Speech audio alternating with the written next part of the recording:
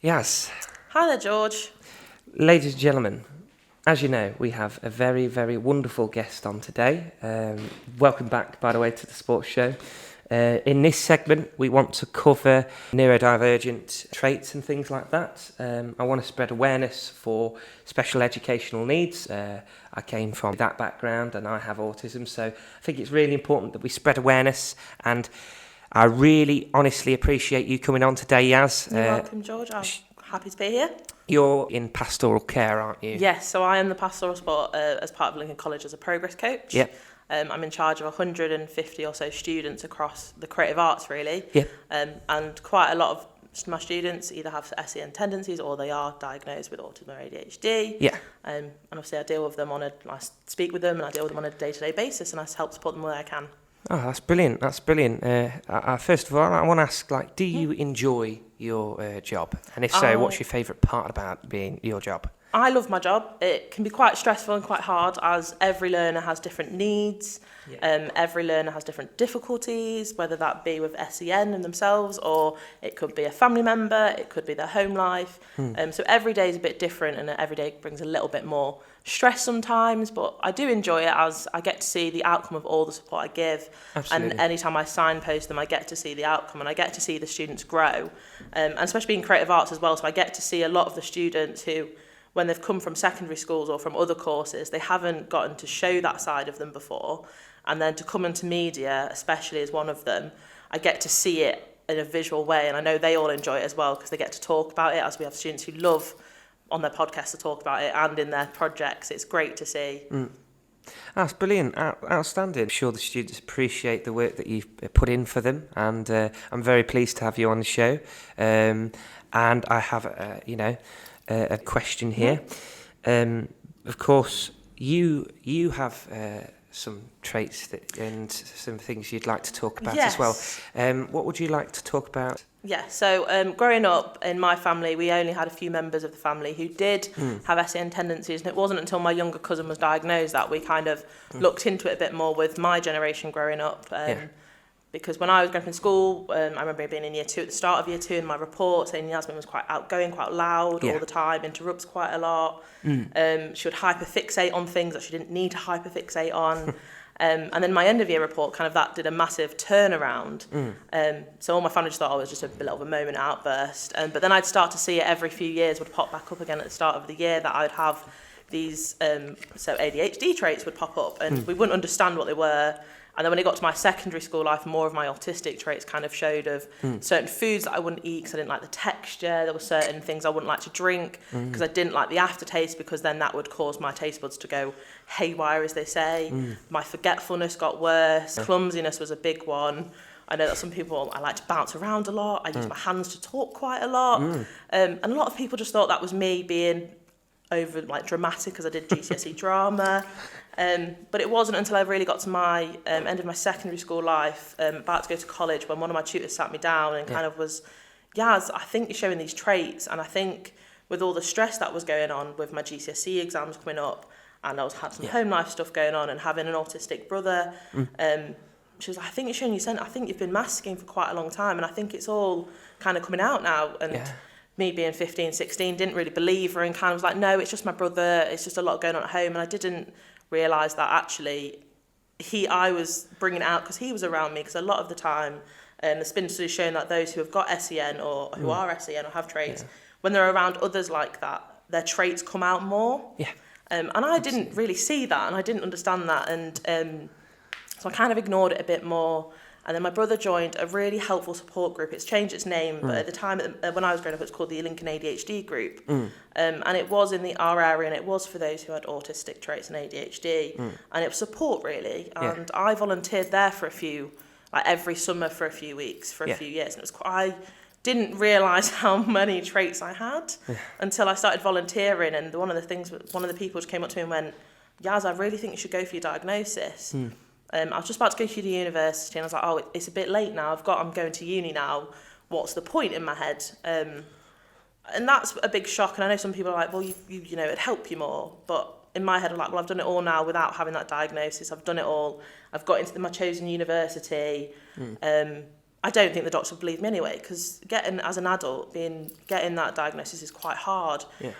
Before 18, it's a lot. It's not, I say, as easy, but the staff are willing to listen, I think, a bit more. When you're an adult, there's a lot more like red tape, as they say, involved, and you have to go over all these jumps, and sometimes you get pushed back, and then you have to appeal again, and it's draining more than it is to get that diagnosis.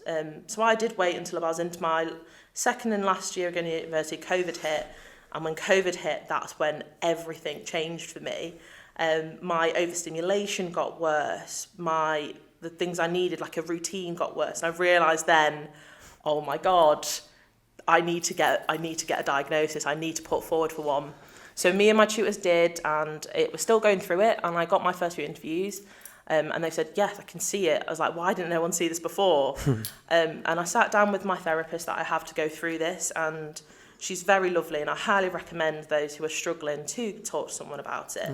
And she kind of sat me down and went, you've been masking for so long that now you've had this big change that's changed not just you but your whole life and the way things are going to be. It's kind of made you have this shock moment, and everything that you've built up in your brain has come down, and you're trying to find and navigate this new you and new world. And actually speaking about it and having ways to cope with it and finding ways that I can go about my normal day, because I wasn't at that time, I wasn't able to. Now I can. Was all because I just spoke to someone who was like, I need help, I need this diagnosis. Absolutely. And it was through my diagnosis that we were trying to get the autism one first. We said, like, this one we're going to get through first. Your overstimulation is so bad that you can't leave I couldn't leave the house at times. Because the noises were too much for me. And when I did, it was always with headphones, and I just couldn't go out of the house without them. I didn't like that. I didn't like being like that. I am an outgoing person naturally, and I do like going outside. So it was quite hard for me to be like that. So we put that one through first, and that's the one that I'm in the final stages of getting the final diagnosis. They've already said we're just waiting for that last letter to come through. And then we realised halfway through that my ADHD was getting bad again. Because some of my autistic coping strategies helped with my ADHD, with keeping a routine, having that, if you change it up now and then, it'll help me keep on concentrate, it'll help me get that dopamine level that I'm looking for. And then now, my ADHD diagnosis, I'm getting that done. I've gone through privately this time with that one, because it's a really lovely charity, and I'm happy to pass it on to George at a later date so we can pass it on to his followers, that really do help support those and push through the diagnosis. And I'm in the final stages of that one now as well, and I've realised, actually, a lot of my students, when I'm talking to them, I feel like they are benefiting as well with the way I'm openly speaking about these traits that I have and what I do to cope. Like I've explained that I have a headphone in, but I sometimes try and not go out with my headphones all the time, or I have them on a low volume steadily just to get used to all those noises. Because I live near a main road, so as soon as I come out my house, I've got cars, I've got buses, I live near the hospital, so I've got the ambulances coming past. There's a lot of noise out there. And I know a big one with people with overstimulation is the noise and the light. So I tend to just go out with my headphones, not too high, but enough that I can get onto the main street and go. And then I slowly bring it down as I get around the town, just so I get used to those sounds. And it helps me more when I'm out and about. And it doesn't mean I feel restricted, say if I want to go to the pub or with my friends, or if I want to go to a concert or a gig. I don't feel that restriction anymore. And I don't feel like I'm going to get really overstimulated just by leaving my house or doing an activity that everyone else can do. So yeah, I feel like now I've actually gone through it, and talking about it really helps. That's brilliant. And same here, like talking about it does help me, because I often find that sometimes I can bottle it up. I really can, and it gets, you just think, oh, no one's going to understand, I've got to keep it to myself, because when you let, like, the main thing of obviously having your guard up is a defence mechanism. So for me, if I let my guard down, I just have this fear of, what if, what if metaphorically you get stabbed and jabbed by people, people like take advantage of you or make fun of you because, I've been made fun of before for having, because when I was younger, I used to have to not mask my tendencies as much, my SEN tendencies. So people would pick on me. And so I suppose I kind of built this kind of wall of, I'm going to try and act, what people would proclaim as normal, which, at the end of the day, I don't particularly think that there is a normal way of acting, because I believe that everyone's different, and that's what makes the world go round. The fact that everyone is different and has something to offer. Because if we all just wear, black and white, we all wore black shoes, a suit, and had the same hair and talked the same, you'd have nothing, to talk about, nothing would, be as exciting, you know what I mean? So, but yeah, absolutely. In my experience, I've found what you've said very insightful, and I can relate to a lot of what you've said. What I want to ask you is, what traits do you have, just to inform the listeners? So obviously, females with autism and females with ADHD, they can be sometimes harder to diagnose, because biologically and scientifically, we do develop faster. So we develop those masking traits so early on. So for sometimes with the males or those born male, it's a lot harder. It's like they find masking harder because they don't develop it as quickly as us. So one of my first one was noise sensitive. I was really sensitive to noise growing up, and I come from a large family. So for me, it was a big indicator. And I used to always cover my hands with over my ears. I'd always leave the room, and all my family just thought I was really I didn't like people. And it wasn't that. It was just there were so many noises going on in one room. And there's so many people trying to talk to each other and different conversations.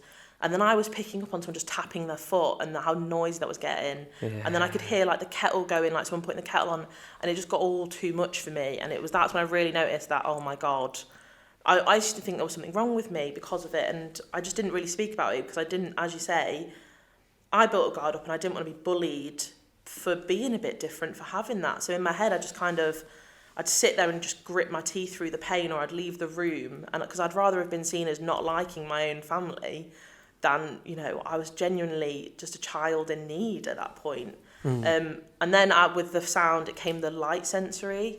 So certain, my light had to be a warm yellow light. It couldn't be the bright white lights, because they got too much for me. I'd get headaches from them. Then it became the food as well. So I know food is a big one with those with autism.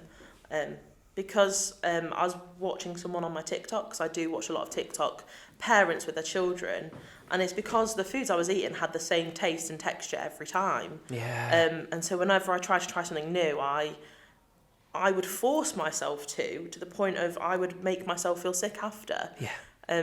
Because I just didn't want to be seen as this child who hated all the food. I didn't want to be seen as that fussy eater.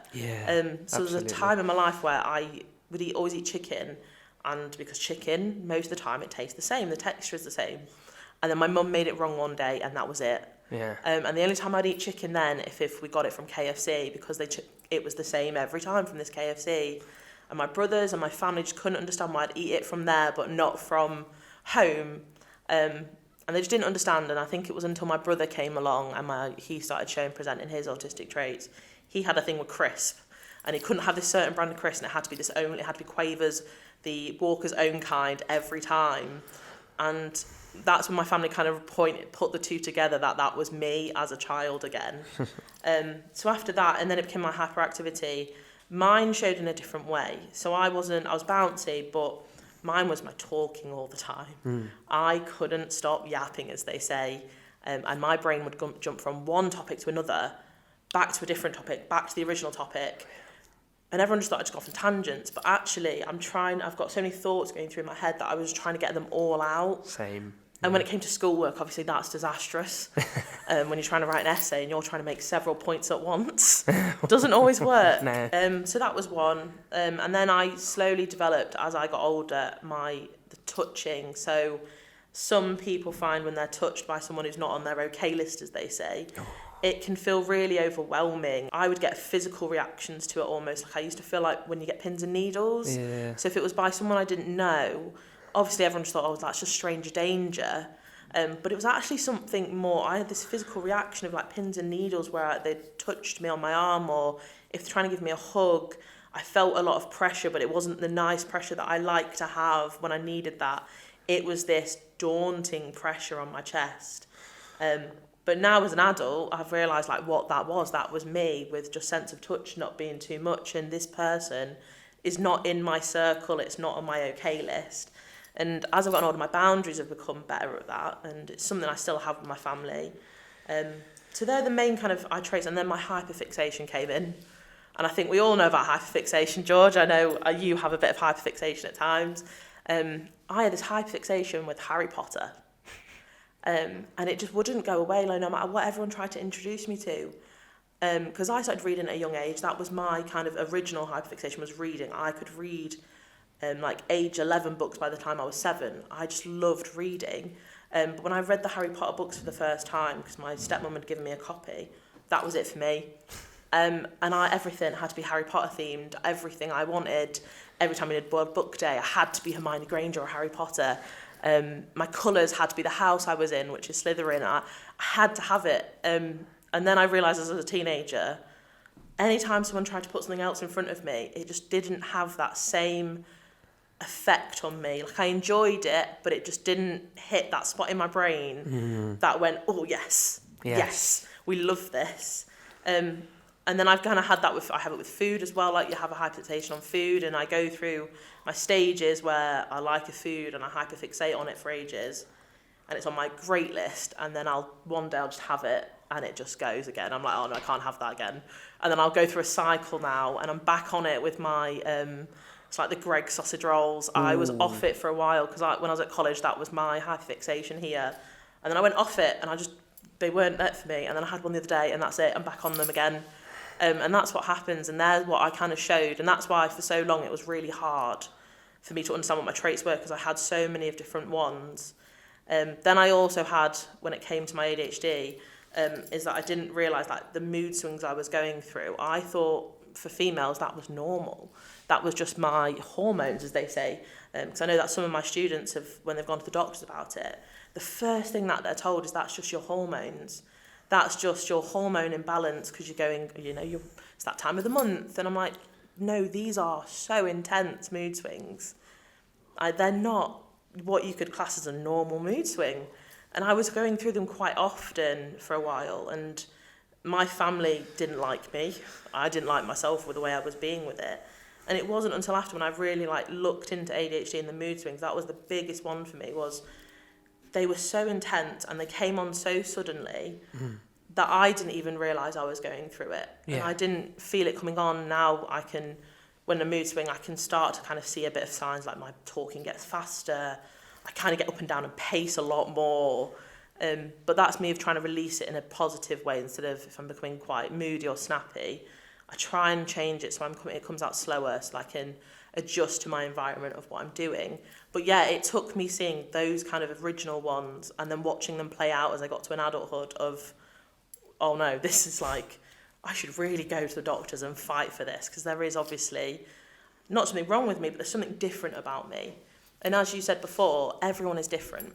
And so that is why I think it's really important that when females talk about it, as well as the males and those born males, because females struggle to talk about it, because we're always just seen as it's just a mood swing, it's just what you're going through that day, you're seen as a phase. Whereas, and I have dealt with it, my own brother, when he got diagnosed, it was, oh, he's male, so yeah, obviously that's what it is, and it's sometimes a little bit unfair. Absolutely, yeah. And because we mask so young, we kind of, as you say, we kind of put that on that guard up, and we try and be like everyone else so much sooner that when it finally comes out, I think we find it harder to actually talk about it. Definitely. Because everyone, what I get all the time is, but you've got 2 degrees, Yaz. You've done all this with your life so far, Yaz. And in my head, I'm like, yeah, but I had to struggle quite a lot with coming to terms with my diagnosis, or my potential diagnosis, they say, and coming to terms that this is part of me. And it's not always nice to think about, and I think that's what everyone forgets really with autism and ADHD, that it's not, we are different, and that's great, and we are unique, but it can be draining sometimes. Oh, definitely. Because you kind of have to explain, especially if it's new people, you have to explain what, how you are and what could affect things. You have to put in place new boundaries with people. And sometimes you have those days where you have to do something and you have to push through it, and it's more draining on others. So it's like, have you heard of the spoon theory? Yeah. So sometimes I find it like my spoons are drained, but then I'm still having to give out more spoons. Would you like to explain to the audience what the spoon theory is, just in case Yeah, some of the audience so the spoon theory don't is know? that every day you wake up with so many spoons in your pocket, and every day is different. Yeah. So on a good day for me, I like to say I have about 20 spoons. But just to get out of bed and get my breakfast and remember to have my breakfast and remember to take my vitamins, I've used about 2 or 3 spoons up just doing that task. Yeah. And then I kind of have to think through the rest of the day of what I need to do today that takes up the spoons. So if I'm at work saying I have to see quite a lot of the students in one day because it's my one-to-one days, I like to on a Thursday, that's going to take up at least 9 or 10 of my spoons, activity-wise, because I have to adjust my language, my tone of voice, my body language. I have to remember to write everything they tell me. Yeah. I have to do so many things at once that it takes a lot of my spoons up and a lot of my energy up. Yes. And by the end of the day when I leave, I've got about 4 spoons left, and I've got to take my dog for a walk. I've got to cook when I get home, and sometimes just cooking takes it out of me because I'm so drained from the day. I don't have that energy to cook. And then I've remembered that, I've got this thing, my family to go to. Yeah. And usually that costs me 7 spoons, but I've only got 4 left. Yes, so you're absolutely and sometimes, drained. So sometimes I use negative spoons. So the next day I wake up with less spoons. Yeah. But I'm getting better now at adjusting what I need, especially as I know my students a lot better now through the year. So back in September, I was using all my spoons up to the say every day. Because I had a lot of students and a lot of new people that I had to adjust to. I had a new environment. Although CHT was my college as well, and I went here for 2 years of my life as well, some of the staff are different. Obviously, there's new students, there's other people out there, there's new stuff I need to work with on a daily basis. So my first few weeks, my spoons were always used up, and I apologise on this to any of my students who felt that I was a bit more snappy or mean at the start of the year. I didn't mean to be. But I feel like now, definitely, that some of the students, especially the ones I talk to, so like Tamara I talk to quite often, yourself, George, and then I have Tobias, I feel like over the year you guys have understood that when I've spoken about it, you understood now why I'm the way I was a little bit and more open. And I kind of have more time for my students because I've adjusted to both my needs and theirs. And I feel like I use less spoons now because I just walk in and I know if I've got a good day is how my students are being. A lot of you, as soon as I walk in, kind of just say hello, and it kind of just makes me feel much better about myself and my day. And a lot of you didn't really speak to me at the start of the year because I was a new person to you. You were adjusting to me. But now we've got to the end of the year and I can have full-blown conversations with you, and I've barely used one of my spoons up. It's great, really, and I love feeling like that, and I hope other people understand that you can get to that point in your life where you don't use as many spoons as you thought you would a day for those tasks, because your body can adjust, you can adjust. It does just take some time and knowing people. Absolutely. But yeah, it's one of those things. I feel like the spoon theory helps a lot of those who are trying to understand why they're feeling drained. And they should kind of sit themselves down or sit with a parent who understands, or a family member or a friend, and speak with them and just say, well, what does this task, when I've done it, how do you think I feel about it? Because sometimes you do need someone else to give you a bit of their 2 pence, really, as they say. Absolutely. To understand what you need. Like me, I didn't realise that cooking for me, I love cooking, but it would take a lot out of me because I'd have to concentrate so much, and especially if I was having one of my really long days, I didn't have that many spoons left. So now we kind of work it out that if I'm having a good day, I can use all my left of my spoons as my food and I'm happy again. But some days it's Yazmin, just throw something in the cooker and then that's it, done. Because I don't have that energy. But I do make that choice to use my spoons up, as they say, talking with my students and integrating with my students and the staff and helping them the way I can. And I'd rather that and then have a quick tea, because then I feel like it's rewarding for me that I've definitely helped someone that day, or I've put something in place for them to feel like they've been helped. Yeah, absolutely.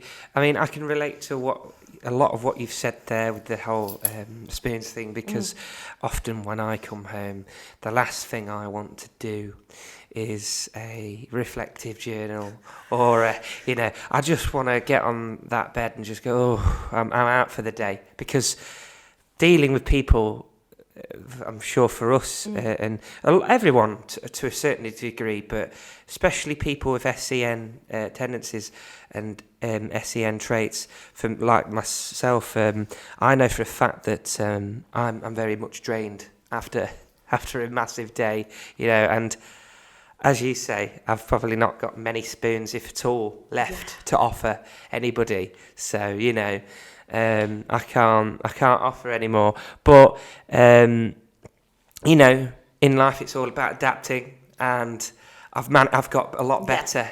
And I'm glad to hear that you've got a lot better. I've got a couple of questions to ask you before we wrap this up. So how important, of course, is it to spread awareness to about these about the SEN? Because a lot of people, of course, still don't understand it.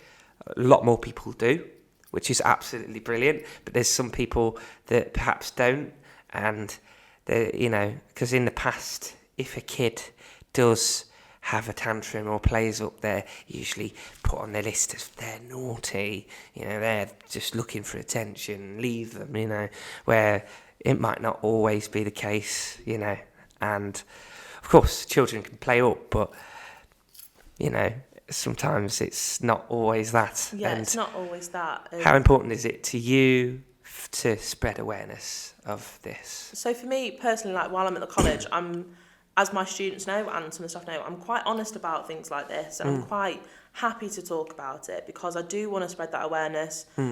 Whether I start small here in the college, or I start small on a one-to-one question, or a one-to-one with one of my students who's struggling, or with the staff that help support the assessment support team, I think it's really important, because you're not just helping someone you're helping someone's life, really. Because then if you speak to someone about, like, I know my two best friends in general, they've never judged it, they've never questioned it, really. They've always known me to be like the way I am, because I've never had to put a mask up with them.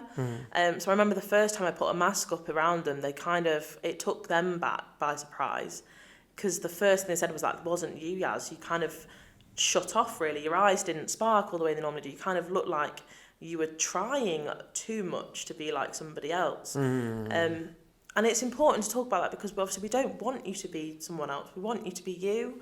And if, unfortunately it does happen, especially when you are younger, bullying happens a lot more to those who are different to them, and what the norm, as you said, the society's norm is. If you play up a lot, or you have a tantrum, that's it, you're a naughty child. Yeah. When actually that child could be suffering from an overstimulation, that child could be having an intense mood swing that they can't control. That child could have something on their brain, and there's some students who, due to their autism or to their SEN tendency, can't talk. They can't talk as much. They have speech impediments, or they also are selective. Some are selective mute, or some of them genuinely can't actually talk a lot. They make noises instead. And they can't help that at a young age. We need to put that support in place for them. And if they're frustrated, the only way they know how to, get that out is to kick up a fuss a little bit. Yeah. And it's not always like you're a naughty child. It is just, you may need support. I know, for example, in my teacher training year, that I was in a primary school with a student, and on a one-to-one basis, that student was lovely. I adored teaching that student. He had such a creative mind. And when he created things, when he had to write in English, he could write such beautiful stories. Even as young as 7 years old, he could do that because he had that different mindset to everyone else. But when he was frustrated because he didn't know how to articulate it sometimes, that's when his mood swing would get intense, and he would start hitting the table, he'd start shouting at the other students.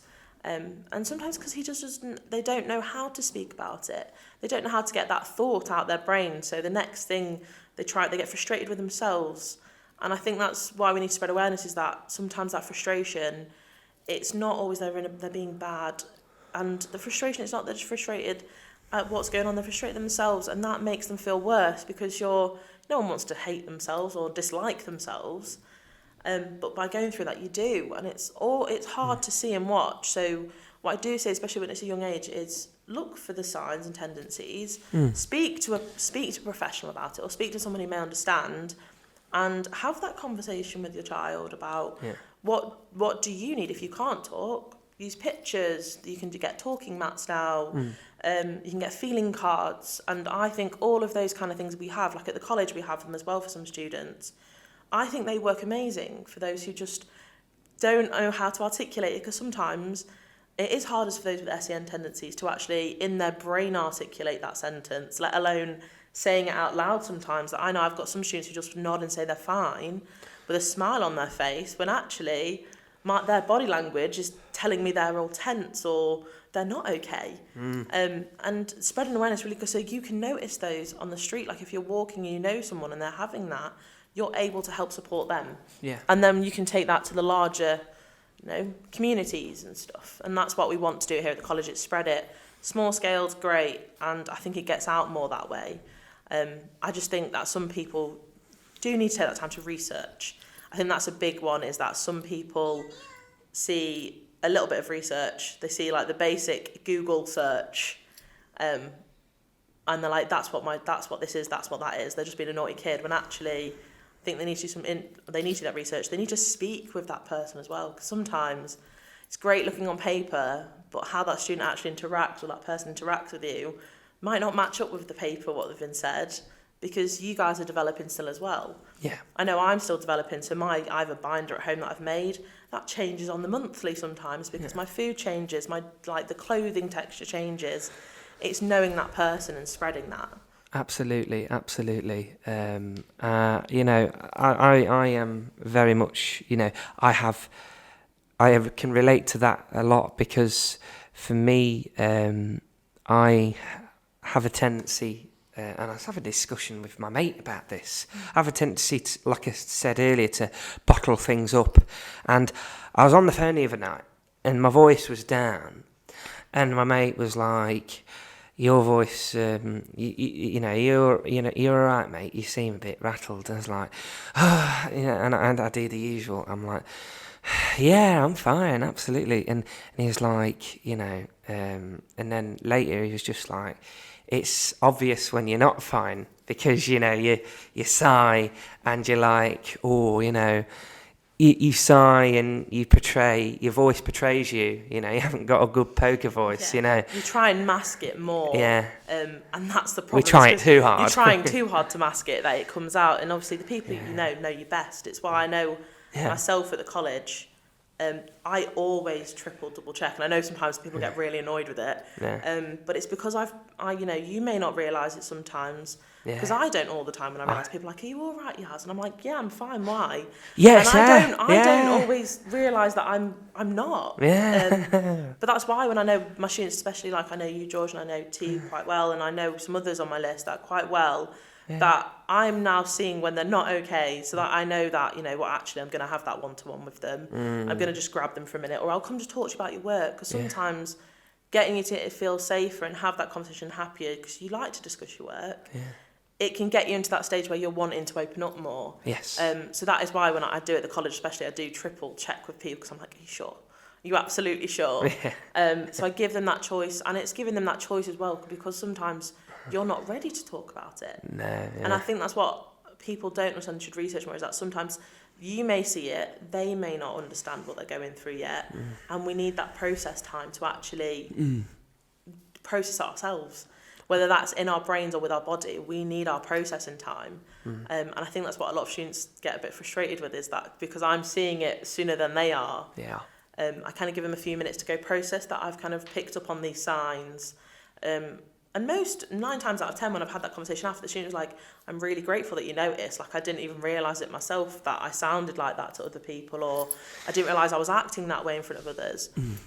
So it is, I don't want my students to struggle. I don't want to feel like they have to put on that mask all the time. Especially you, George. I'd like to speak to you on a daily basis. I always say hello to you. I always offer the office up if you need a 5-minute chat.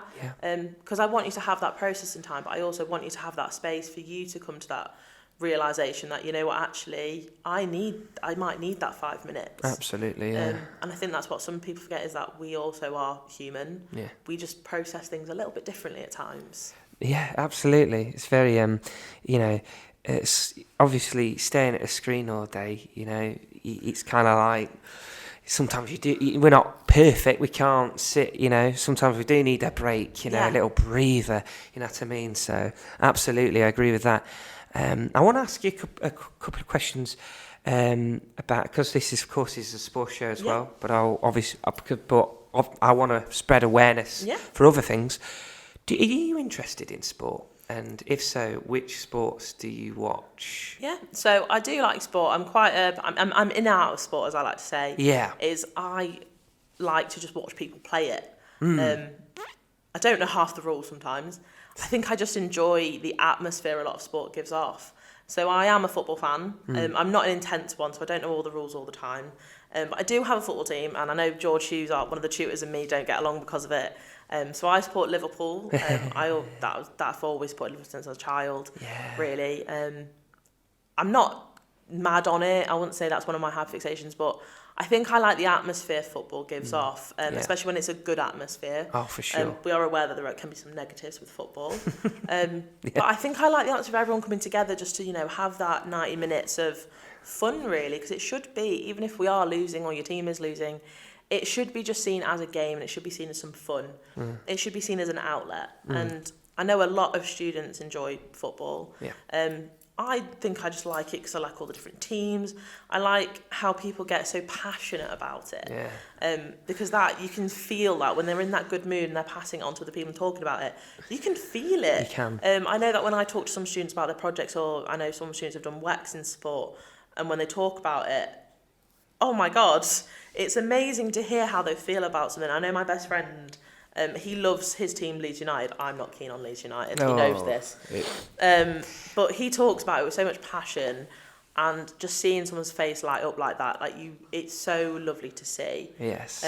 I do like playing like cricket. It's in my family, so I do like a bit of cricket. It's not my favourite sport, but if I have to sit and watch it, I will. I kind of like it. It's quite a quiet game at times, so it's quite relaxing almost. Same with tennis. I do like watching Wimbledon now and then. I think every other year I kind of watch it really intensely, and then the next year I'm like, oh, I'm not as fast now. But I just like the idea of just people coming together to just celebrate someone's, you know, achievement, regardless if that team loses or not, or they win.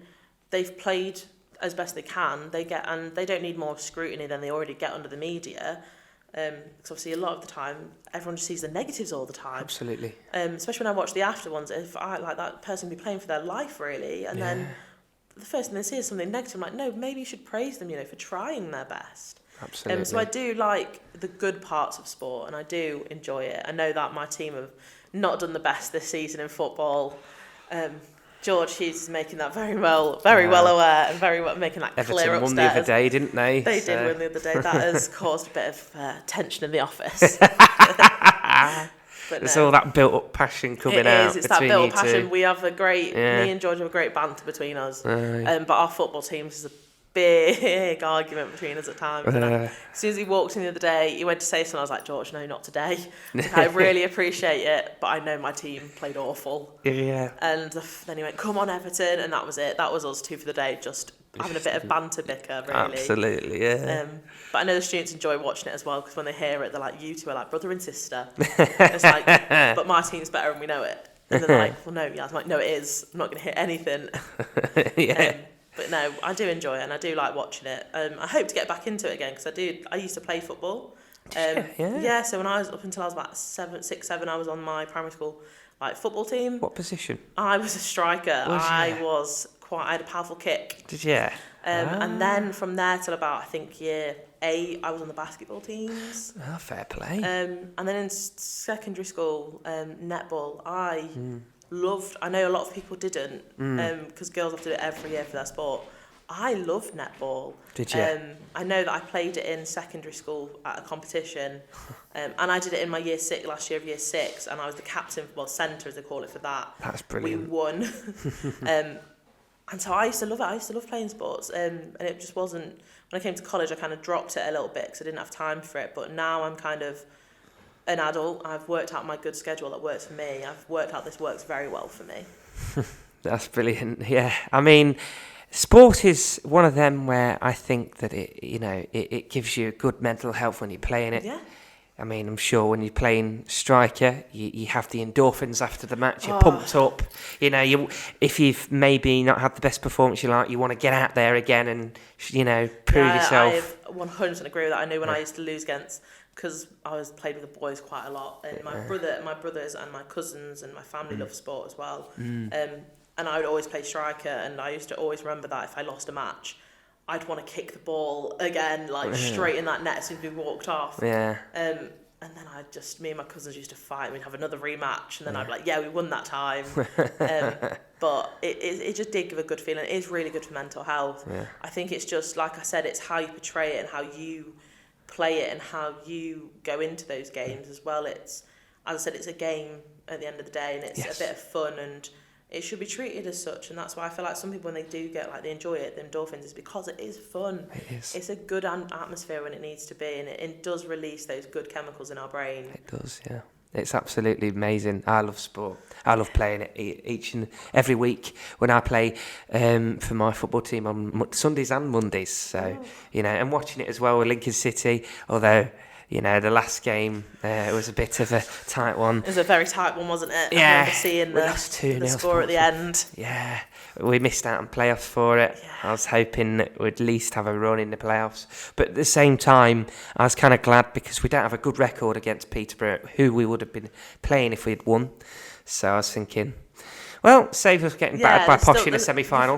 You found a positive out of it, and that's what we like to see. It's not always the negative of we didn't get through it. It's actually... We can go again next season. We can go next stronger. season. We look back and we know we don't have a good... playoff. We don't play against them very well, and we've got a record of that. It's a good thing maybe that we've got to this stage, and it's still an achievement to even get to near playoffs. Yeah, for sure. I think that's what everyone forgets, is that even if you don't get to playoffs, you must have played really well to get near it.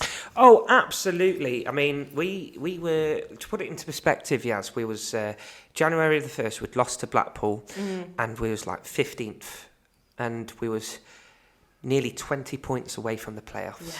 And then we went on this streak of not losing. We drew against some really important teams. We won 6-0, 5-0, 5-1s.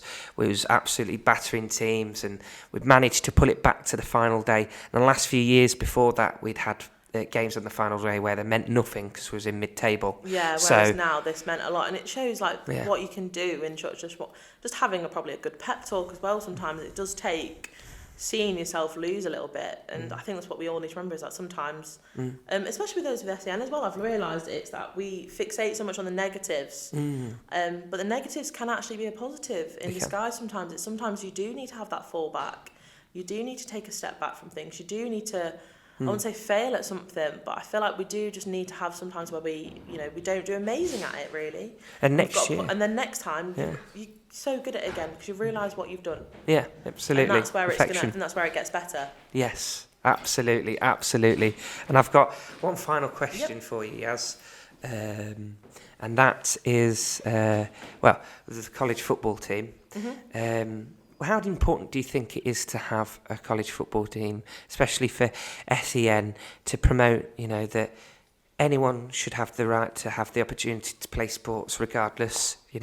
How important do you think it is to have a college football team? I would say it's so important. I know we already do have. I know we can play football on the Mugger with the York with the Project U team, but I feel like the college, an SEN team would be very inspiring, not just for those with SEN, but those throughout, just to see that actually we are like everybody else. We are, we can do what they can do.